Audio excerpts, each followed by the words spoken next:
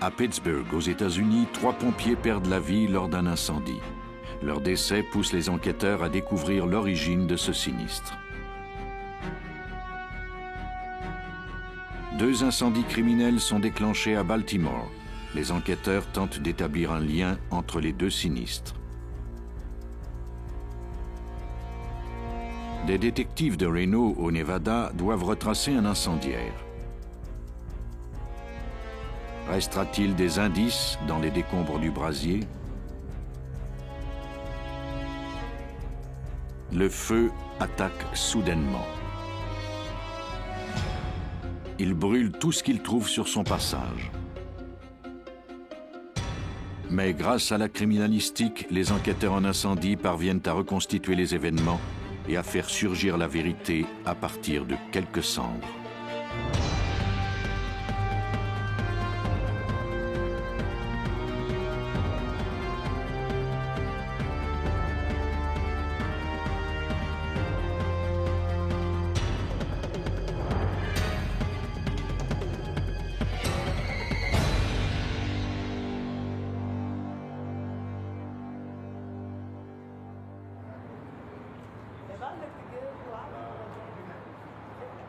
Certains incendies sont accidentels, d'autres, malgré les apparences, sont criminels.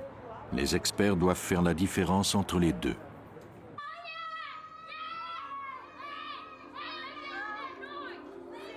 En 1995, le secteur est de Baltimore fut le théâtre de plusieurs incendies inexpliqués.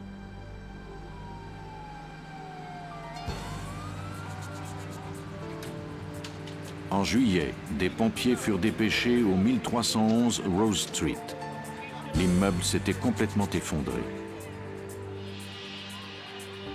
L'incendie avait fait une victime, bien que l'immeuble fût inhabité.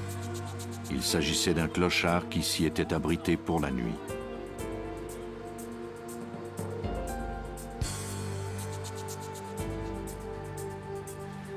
Son intrusion lui avait coûté la vie. L'incendie de Rose Street n'était pas le premier sinistre de cette importance dans le secteur, mais pas le dernier non plus.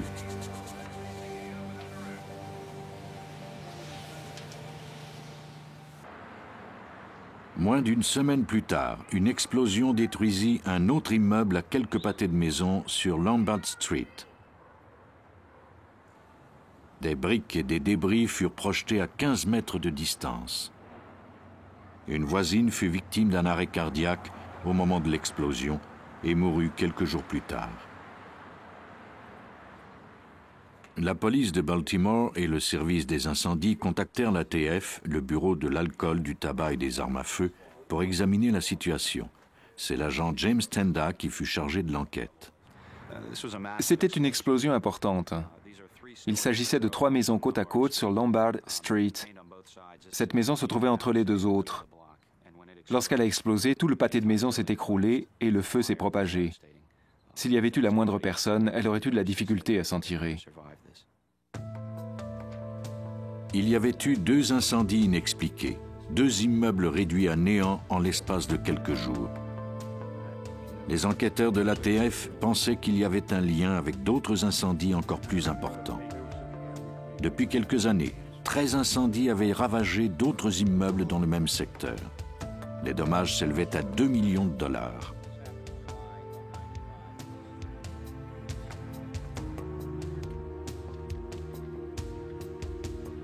Les 2 nouveaux incendies avaient coûté la vie à 2 personnes. L'enquête était de plus en plus urgente. Les agents de l'ATF et la police de Baltimore craignaient d'être aux prises avec un pyromane. Leur mission première consistait à déterminer si les incendies avaient été allumés accidentellement ou non et à en relever les ressemblances.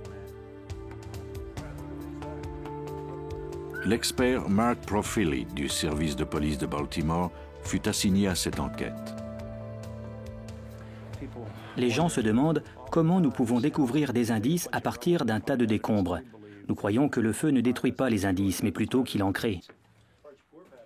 Le feu laisse des traces de son passage. La façon dont la fumée et le feu ont progressé constitue le premier indice à analyser. Un expert peut découvrir le foyer d'un incendie grâce à l'analyse des marques qu'il aura laissées. Il faut d'abord découvrir le foyer de l'incendie pour déterminer sa cause.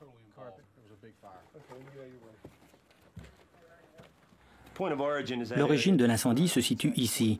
C'est à cet endroit précis que 3 éléments ont été réunis, c'est-à-dire le combustible, la chaleur et l'oxygène. C'est à cet endroit que nous allons chercher des indices sur la nature du combustible qui a été utilisé.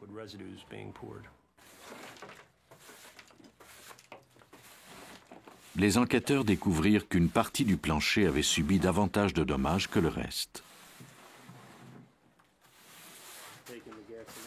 Le bois avait été imbibé de combustible liquide. Le rebord du bois brûlé, là où la peinture n'est plus écaillée, est l'endroit où nous recueillons des échantillons. C'est là que l'on a versé le liquide. Si le feu a rejoint les rainures et languettes des planches, cela est un autre signe de la présence de combustible.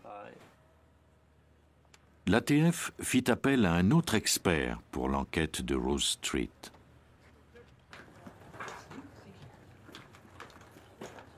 Tipper est une chienne qui a été entraînée à reconnaître l'odeur des traces de combustible. Elle permet aux enquêteurs de relever les similitudes entre les incendies criminels en leur indiquant où a été versé le combustible liquide. L'odorat du chien est 200 fois plus développé que celui de l'homme. Il lui permet de distinguer de très petites quantités de combustible.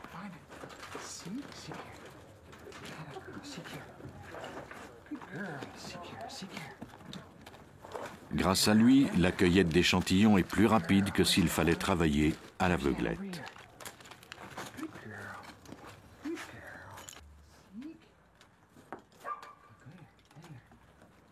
Lorsque Tipper a trouvé ce qu'elle cherche, elle s'assied et pose le museau sur l'endroit le plus saturé de combustible.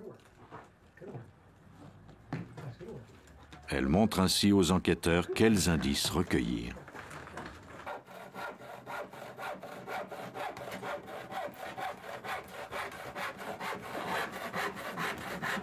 On prélève alors des échantillons pour les faire analyser.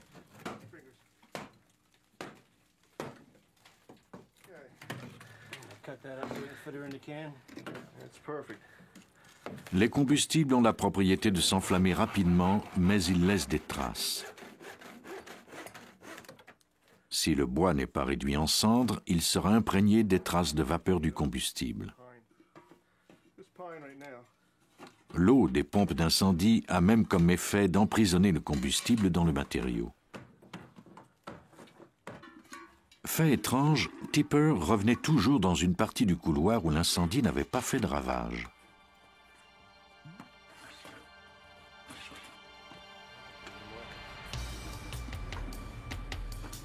On y préleva tout de même des échantillons et on les envoya au laboratoire de l'ATF à Baltimore.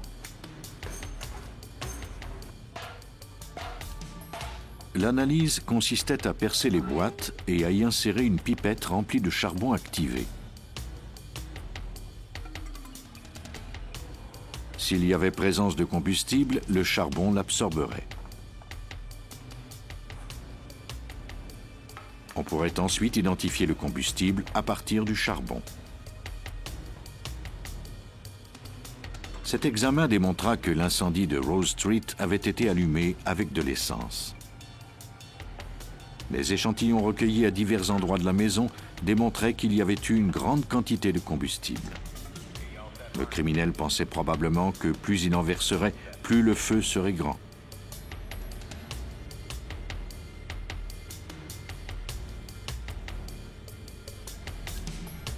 Mais ce n'est pas le cas.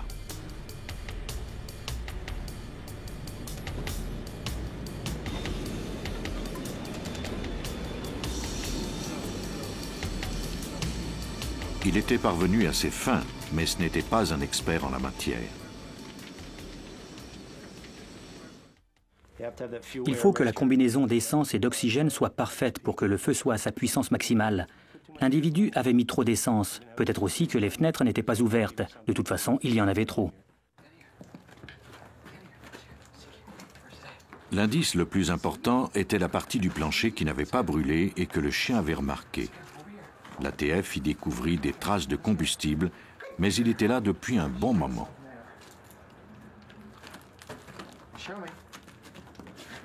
Quelqu'un avait déjà tenté d'incendier cet immeuble.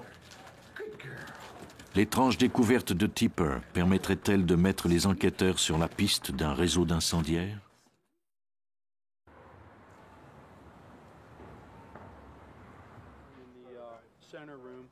Grâce à leur expert canin, les enquêteurs découvrirent que le 1311 Rose Street avait déjà été incendié.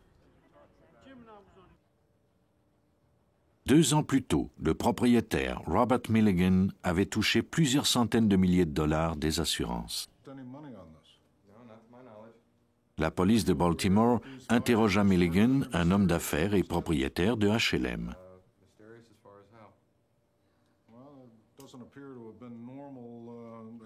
Milligan déclara que les incendies avaient peut-être été allumés par d'anciens locataires mécontents d'avoir reçu des avis d'expulsion. Pendant ce temps, l'enquête sur l'explosion de Lombard Street révélait qu'il y avait également eu une très grande quantité d'essence. Dans ce cas-ci, on avait vaporisé le combustible à l'aide d'une bonbonne d'insecticide laissée sur la scène du crime. La très grande concentration de combustible sous forme de gaz avait causé la détonation. L'incendiaire semblait avoir voulu améliorer sa technique. L'escouade des incendies criminels de la police de Baltimore interrogea des résidents du quartier dans l'espoir de trouver des suspects. Les anciens locataires de Rose Street déclarèrent qu'ils avaient été évincés peu avant l'incendie. Les détectives consultèrent les dossiers du service des incendies. On avait également utilisé trop d'essence pour incendier un immeuble près de Bradford Street en juin 1995, Garth Street en avril 1995 et Linwood Avenue en octobre 1994. Il y avait eu 13 incendies semblables dans un secteur de 3 km² au cours des 2 dernières années. Tous les incendies avaient un point commun. Quelqu'un avait versé trop d'essence au centre d'une pièce. Nous avons essayé de trouver un lien entre tous ces incendies et nous y sommes parvenus en laboratoire.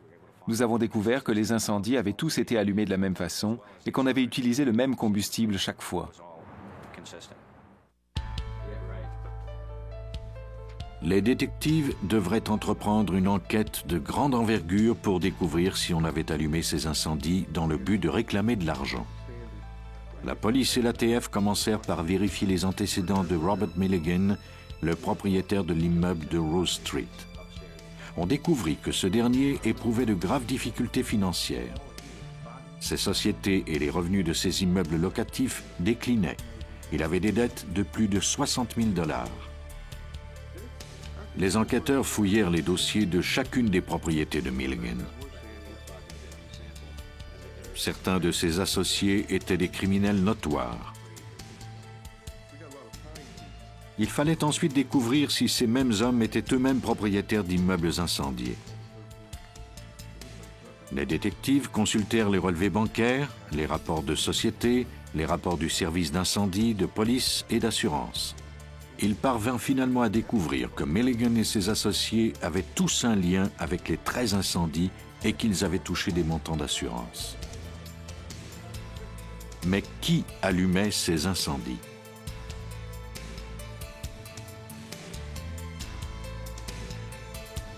On découvrit alors que l'un des associés de Milligan avait été incarcéré pour vol. Des agents se rendirent au centre de détention du Maryland pour l'interroger. En échange d'une peine réduite, l'associé avoua avoir été mêlé à une affaire d'incendie criminel et de fraude d'assurance. Il déclara que l'incendiaire était un autre associé de Milligan du nom de Paul Beber. Selon lui, il s'était même blessé lors de l'explosion de Lombard Street.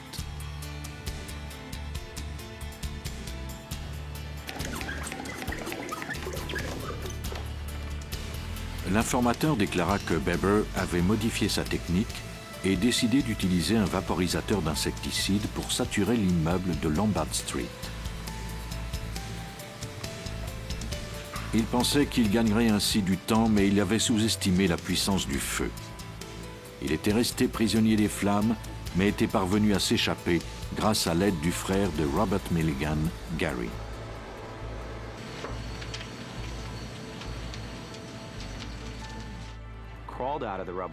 Il est parvenu à sortir des décombres en rampant, malgré des brûlures au 2e et au 3e degré. Il a rejoint la ruelle où l'attendait une voiture. C'est Gary Milligan qui l'a ramené chez lui et qui a essayé de le soigner avant de l'emmener à l'hôpital. Tout de suite après avoir obtenu son congé, Baber disparut. Plus tard, la police parvint à retrouver sa trace, à l'appréhender et à l'arrêter. Il a été surpris, vraiment très surpris, de se faire arrêter, de voir sa vie de criminel se terminer ainsi. Il vivait de ses crimes depuis qu'il avait 16 ans. Il en avait 32 lorsqu'il a été accusé pour les incendies et pour toute une série d'autres crimes. Pour lui, tout semblait maintenant terminé. Afin de clore l'enquête, l'ATF devait maintenant démontrer le lien entre Robert Milligan et la série d'incendies. Les agents lui préparèrent un coup monté. Sur cette bande vidéo, on peut le voir discuter de ces incendies avec l'un de ses anciens collègues qui a accepté de collaborer avec la police à condition de conserver l'anonymat. Everything's cool, right? With me? Yeah. I mean, can you find out with Bundy if anybody knows anything about me, or if anybody's come to see me? Listen to me carefully. They told Paul that they know that I'm the mastermind behind it all. I did this, and Everything's cool, right? C'est tout ce dont l'ATF avait besoin.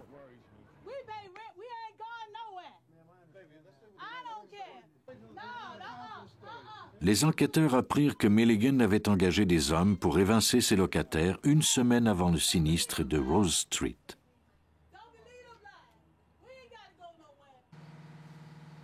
Après s'être assuré que l'immeuble était vide, Baber y avait mis le feu.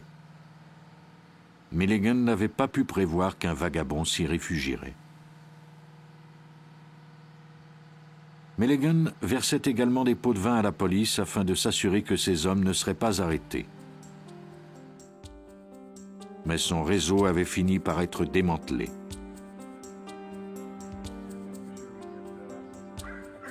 En novembre 1996, Milligan et ses 5 complices furent inculpés de la plus grande opération d'incendie criminel liée à la fraude dans l'histoire du Maryland.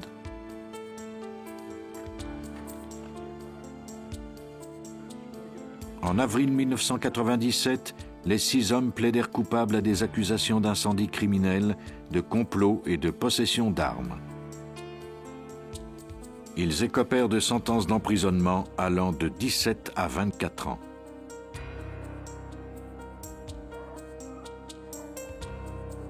Milligan et ses acolytes espéraient que le feu effacerait leurs pistes.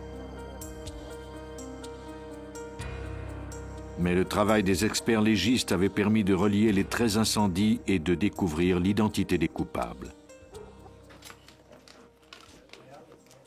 Sans le travail des policiers et des analystes, le réseau n'aurait sans doute jamais été démantelé. Certains incendiaires sont moins systématiques, mais leur arrestation n'en est pas moins difficile.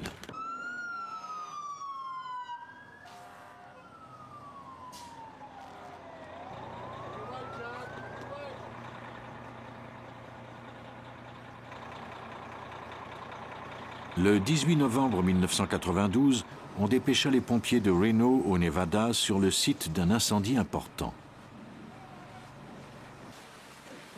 Il s'agissait de l'immeuble de l'Association médicale de la santé mentale. Les pompiers travaillèrent sans relâche pendant plus de 10 heures pour en venir à bout. Le feu avait détruit l'immeuble de 3 étages ainsi que tout l'équipement médical coûteux qui s'y trouvait.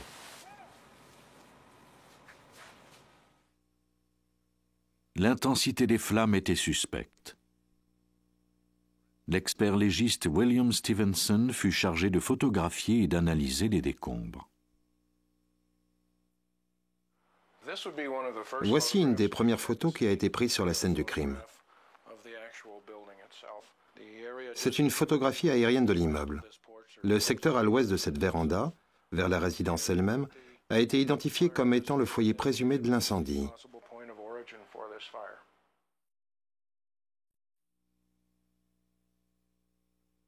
Après que les pompiers aient éteint le feu et qu'on se fut assuré qu'il n'y avait plus aucun danger, l'inspecteur aux incendies Bill Burney explora l'immeuble. On semblait avoir utilisé un combustible. J'ai trouvé très étrange qu'il y ait tant d'eau sur la véranda et qu'on puisse malgré tout voir les flammes s'élever au-dessus de cette eau. Un incendie normal atteint une température d'environ 400 degrés centigrades. Mais à en juger par les dommages et les marques laissées par le feu, la température dans l'entrée avait dépassé les 700 degrés.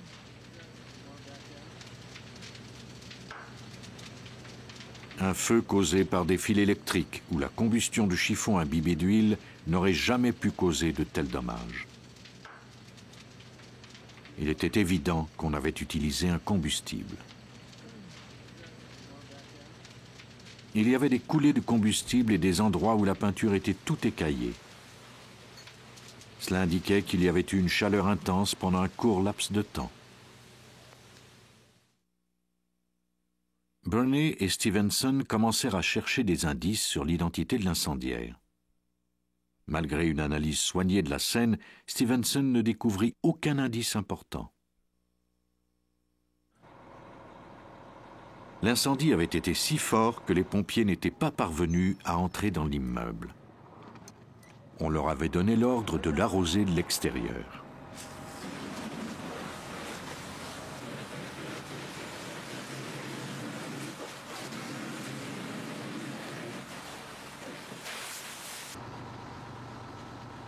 Après 10 heures de travail et plusieurs milliers de litres d'eau, le combustible avait été comme lavé.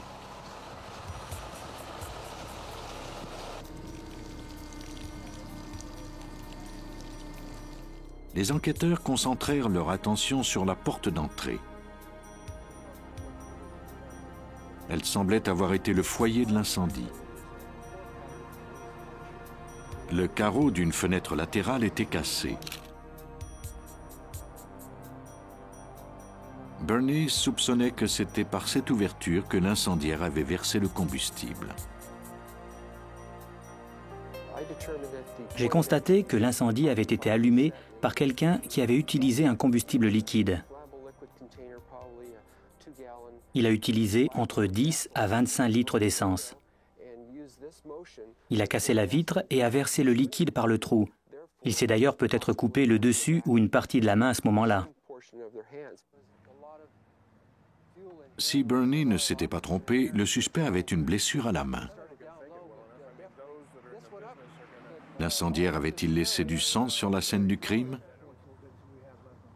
Cela semblait improbable. Même si sa blessure avait été importante, l'eau et la suie auraient effacé toute trace de sang. Pendant que les experts fouillaient l'immeuble à la recherche d'indices, un événement qui se produisit à l'autre bout de la ville allait faire débloquer leur enquête. Les deux experts, Burney et Stevenson, étaient déçus de ne pas trouver plus d'indices sur le site de l'incendie à Reno. Mais alors qu'ils terminaient leur examen des lieux, ils apprirent qu'une fusillade avait eu lieu à une clinique pour handicapés mentaux de l'autre côté de la ville. Certains médecins de la clinique avaient un bureau dans l'immeuble incendié. Les enquêteurs interrogèrent le personnel médical et concentrèrent leurs efforts sur un suspect du nom de James Thomas Manasses, un chauffeur de taxi de 57 ans qui vivait à 5 pâtés de maison de l'immeuble incendié. Sa femme avait été internée à la clinique pour handicapés mentaux. Après 2 années, son état ne s'était pas amélioré.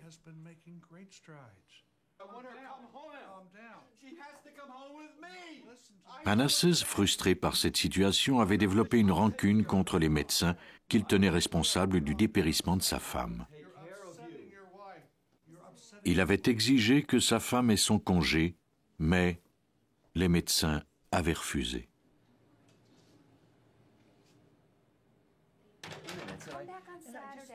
Manasses n'avait alors cessé de menacer les médecins pendant les 2 ans qui précédèrent l'incendie. Selon l'un des psychiatres de l'établissement, il avait même proféré des menaces de mort et déclaré qu'il mettrait le feu à l'immeuble. Le 18 novembre, 5 heures après l'incendie des bureaux de l'Association médicale de la santé mentale, quelqu'un avait tiré 2 coups de feu dans une des fenêtres de la clinique et blessé 2 médecins. L'homme avait pris la fuite sans être vu par quiconque. La police décida de concentrer ses efforts sur James Manasseh.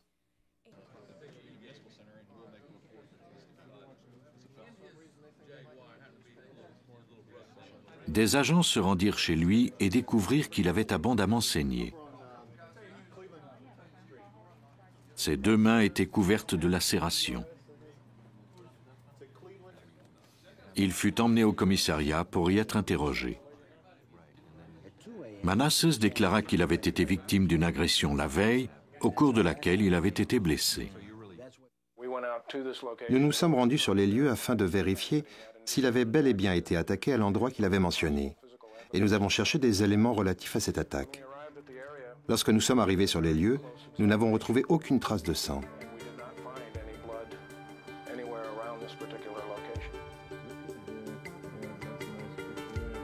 Les enquêteurs retournèrent chez lui, cette fois munis d'un mandat de perquisition. Il y avait une coulée de sang sur la porte de la voiture et plusieurs taches de sang à l'intérieur du véhicule.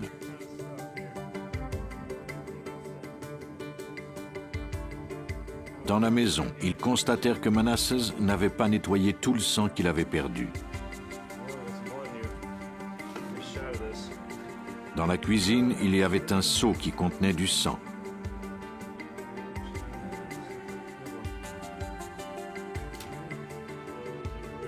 Dans la chambre à coucher, ils découvrirent des pantalons et une serviette tachée de sang. En fait, les détectives de la police de Reno étaient convaincus que ces lacérations avaient été causées par la vitre qu'il avait brisée lors de l'incendie de l'immeuble.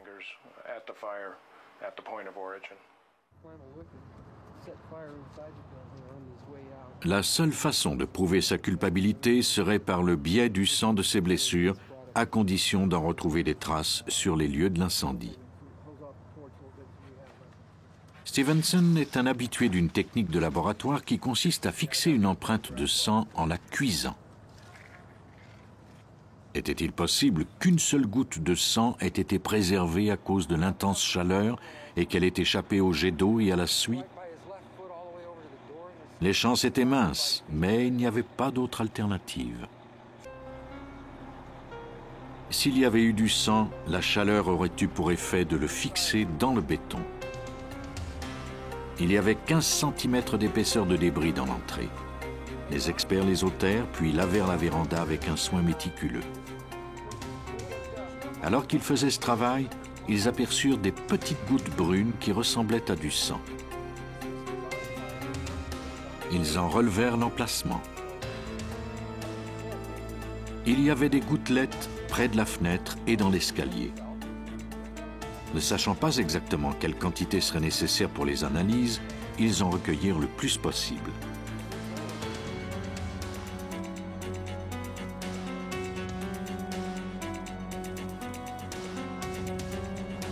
La cueillette d'échantillons fut difficile.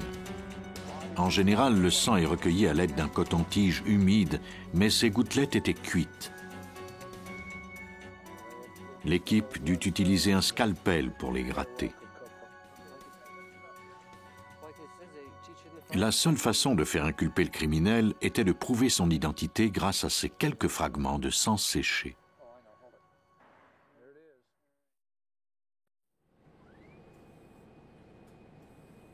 Les échantillons de sang recueillis devant l'entrée de l'immeuble de l'Association médicale de la santé mentale furent envoyés au laboratoire judiciaire du comté de Washoe pour analyse. Le département de sérologie effectua un examen préliminaire pour confirmer que le sang était bien humain.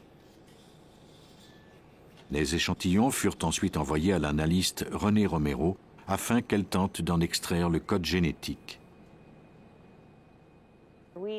Nous ne nous attendions pas à obtenir des résultats. Les taches en elles-mêmes semblaient provenir d'un barbecue. De plus, une chaleur aussi intense peut détruire l'ADN. La chaleur avait été destructrice. Mais malgré des températures supérieures à 700 degrés, Romero parvint à extraire l'ADN de 3 des 11 échantillons.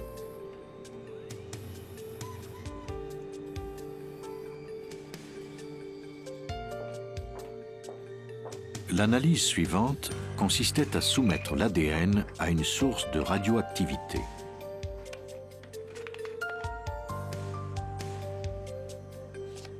On fait appel à ce type d'analyse lorsque l'échantillon est de piètre qualité ou encore qu'il est trop petit.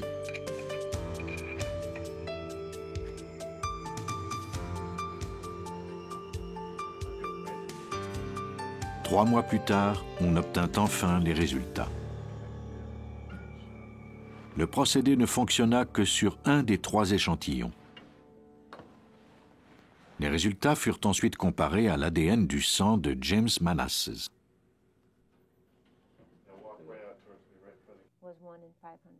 Les probabilités que ce code génétique soit similaire à un autre étaient de 1 sur 500 000. La population de Reno ne comptait que 80 000 habitants.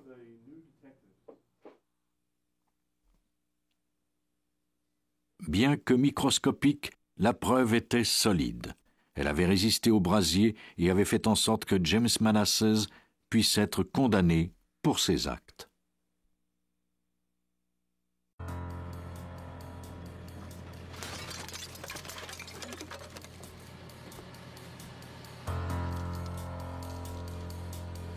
James Manasses fut condamné à 76 ans de prison pour l'incendie de l'immeuble et la fusillade de la clinique.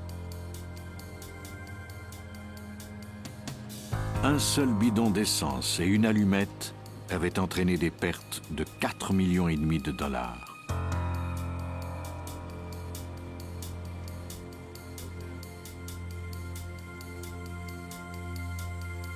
Heureusement, l'incendie allumé par Manasses n'avait pas fait de victimes, ce qui n'est hélas pas toujours le cas. Peu après minuit, le 14 février 1985, le service des incendies de Pittsburgh dépêcha des pompiers au 8361 Bryceland Street. Le capitaine Thomas Brooks et les pompiers Patricia Conroy et Mark Colenda entrèrent dans la résidence et empruntèrent l'escalier qui menait à la cave. L'escalier s'écroula et ils restèrent prisonniers. La chaleur intense et la fumée les empêchèrent de trouver une issue. Leurs boyaux étaient à moitié brûlés et leur radio ne fonctionnait plus. Bientôt, il n'y eut plus d'oxygène dans leurs bonbonnes. Ce n'est que plusieurs heures plus tard que l'on parvint à éteindre l'incendie et que l'on retrouva les 3 pompiers. Il était trop tard. Brooks, Conroy et Colenda étaient morts. Quant aux occupants de la maison, la famille Buckner, ils avaient eu la vie sauve. Le service des incendies de Pittsburgh fit appel à l'ATF afin qu'une enquête soit ouverte. Les agents spéciaux Dan Bay et son partenaire Bill Petretis furent assignés à cette affaire. Pour l'ATF, dès qu'un pompier perd la vie, comme dans le cas présent, l'enquête devient prioritaire. Tout de suite après le sinistre, en fait, dès le début de l'enquête, ils ont requis nos services et nous ont demandé de déterminer la cause du feu. Les agents essayèrent d'abord de déterminer pourquoi les pompiers étaient morts. La maison, qui est typique de la région de Pittsburgh, semblait avoir 2 étages, mais en avait en fait 4. Elle était construite à flanc de colline. L'architecture avait contribué à désorienter les 3 victimes, qui n'avaient d'ailleurs pas repéré les sorties en cas de problème. Ils n'ont pas réalisé que cette porte-ci s'ouvrait. Ils croyaient que c'était un placard. Donc, ils n'ont pas tenu compte de cette issue. Et celle qu'ils avaient empruntée pour entrer n'était plus praticable à cause de l'effondrement de l'escalier.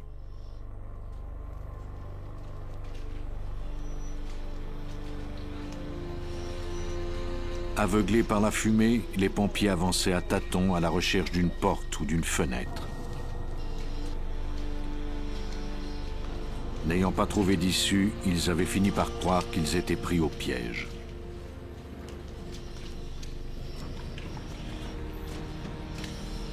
Ils ignoraient que la pièce avait plusieurs fenêtres qui avaient été isolées contre le froid et qui étaient recouvertes d'une épaisse plaque de plexiglas. L'incendie était trop violent pour que d'autres pompiers puissent les secourir et il n'y avait aucune façon d'entrer en contact avec eux. On ne parvint malheureusement pas à les sauver.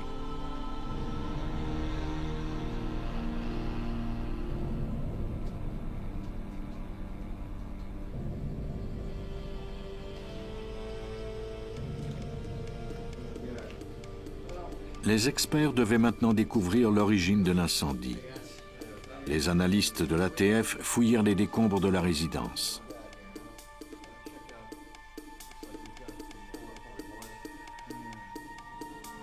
L'incendie avait fait rage dans la cave, puis, après avoir détruit toutes les matières combustibles, il était monté au grenier entre les murs.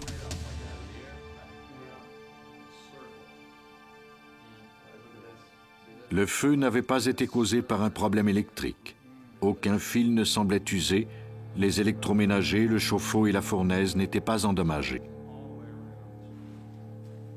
Par contre, il y avait un tas de vêtements calcinés au milieu du sol inondé.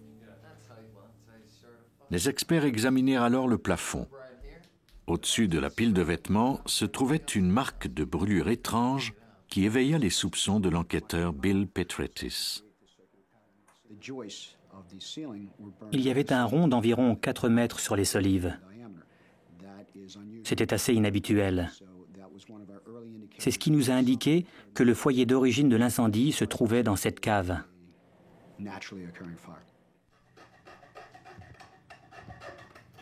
Afin de comprendre la progression du feu, l'équipe de l'ATF se référa à une série de formules mathématiques. Grâce à de savants calculs en matière de combustion de textiles, Petretis put déterminer qu'une pile de vêtements comme celle-ci devait produire au maximum 176 kW d'énergie. Une combustion de cette amplitude signifiait que les flammes ne pouvaient pas dépasser 75 cm de haut. Il était impossible qu'elles aient pu atteindre le plafond et encore moins laisser cette marque. Quand nous analysons une scène d'incendie, nous tentons d'expliquer les marques laissées par le feu. Ensuite, on se demande si le combustible que nous avons trouvé sur les lieux est assez puissant pour laisser les marques que nous avons observées. Même si la pile de vêtements avait rejoint le plafond, les flammes n'auraient pas été assez importantes pour enflammer les solives. Quelqu'un avait peut-être ajouté un combustible. Les calculs indiquent 1300 kW. Si l'on ajoutait quelques litres d'essence au calcul initial, la flamme s'élevait maintenant à une hauteur de 4 mètres.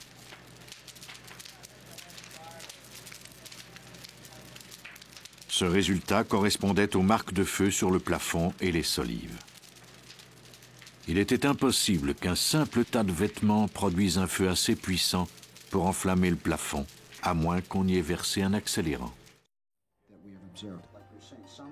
Petretis avait identifié le foyer d'origine de l'incendie et il soupçonnait qu'on avait utilisé un combustible pour l'allumer. Maintenant venait la délicate tâche de recueillir les éléments de preuve. Les vêtements calcinés traînaient dans l'eau depuis des heures. Le sol de la cave était fait de béton. Comme cette surface est ininflammable, cela signifiait qu'il serait impossible de discerner des traces de combustible. Peut-être découvrirait-on de nouveaux indices au laboratoire.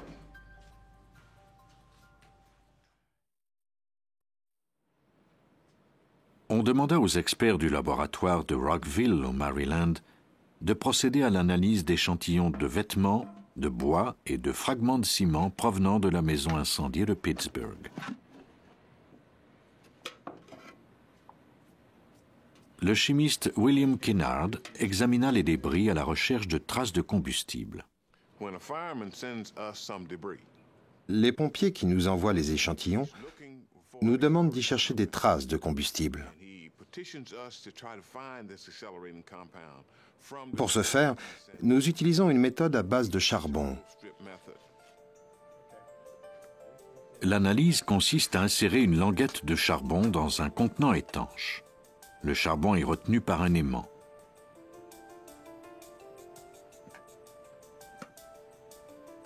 On chauffe le contenant à environ 38 degrés centigrades. Si l'échantillon contient des molécules d'hydrocarbures, c'est-à-dire la composante principale d'un combustible, le charbon l'absorbera. On dissout ensuite le charbon dans une solution de bisulfure de carbone, puis on injecte le tout dans un chromatographe. L'instrument affichera le profil chimique de la substance. Kinnaird comparera ensuite les pics du graphique à ceux produits par de l'essence. Si les deux graphiques sont identiques, cela confirmera la présence de combustible dans l'échantillon. Kinnaird découvrit des traces d'essence dans 6 des échantillons de Bryce-Lynn Street. Son analyse confirmait l'hypothèse d'un incendie criminel. On avait bien versé du combustible sur la pile de vêtements, puis on y avait mis le feu. Il fallait maintenant déterminer qui avait commis cet acte et pourquoi.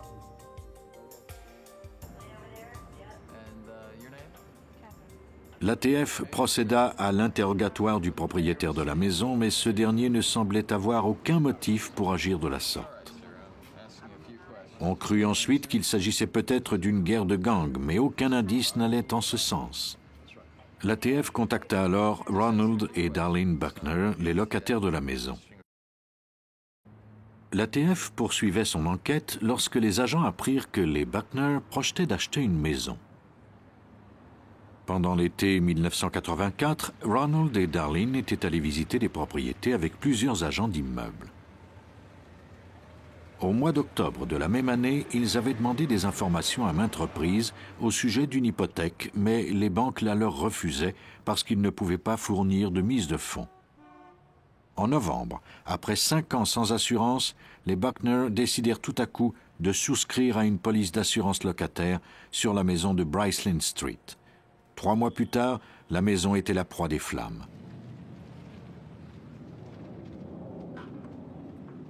La compagnie d'assurance leur versa la somme de $20 000. Ce que la compagnie d'assurance n'avait pas remarqué, c'est qu'au lendemain de l'incendie, les Buckner repartaient à la chasse d'une propriété avec un enthousiasme renouvelé. Dès qu'ils reçurent leur chèque, ils déposèrent la somme comme mise de fonds sur une maison qu'ils avaient repérée l'année précédente.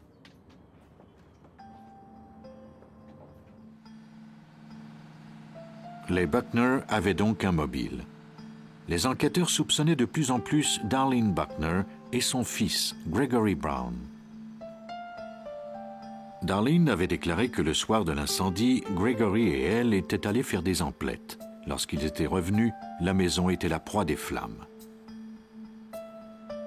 Mais certains voisins avaient remarqué que Gregory Brown était debout devant la maison et qu'il regardait l'incendie avant l'arrivée des pompiers. Un autre voisin avait aperçu Darlene seule dans sa voiture près du supermarché. Peu après l'incendie, Gregory avait été arrêté pour une affaire de drogue. Il avait purgé une peine de 90 jours d'emprisonnement. Les agents de l'ATF interrogèrent ses compagnons de cellule. Ces derniers déclarèrent que Gregory s'était vanté d'avoir allumé un incendie qui avait coûté la vie à 3 pompiers et permis à sa famille de s'acheter une nouvelle maison.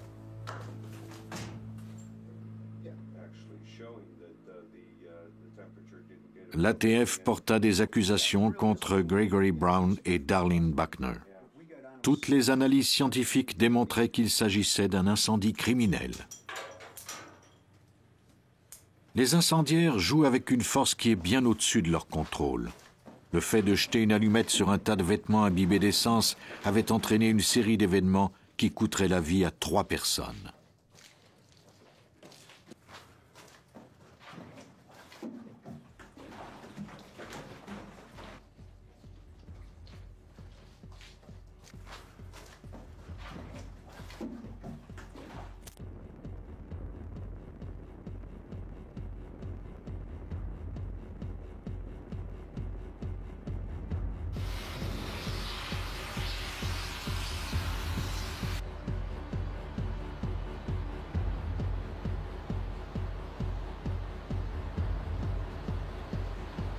Le jury déclara Gregory Brown coupable de meurtre au second degré, d'incendie criminel et de fraude.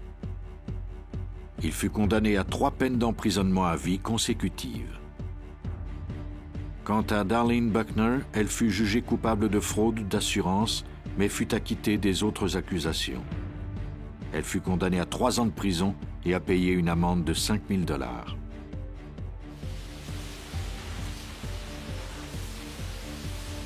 Sous les décombres d'un incendie se trouve souvent la clé qui mènera les experts au coupable. Grâce à leur arsenal d'ordinateurs, d'analyses chimiques et leurs chiens, les experts légistes parviennent aujourd'hui à reconstituer les incendies criminels pour retracer leurs auteurs. Le feu n'aura bientôt plus de secret pour ces alchimistes des temps modernes.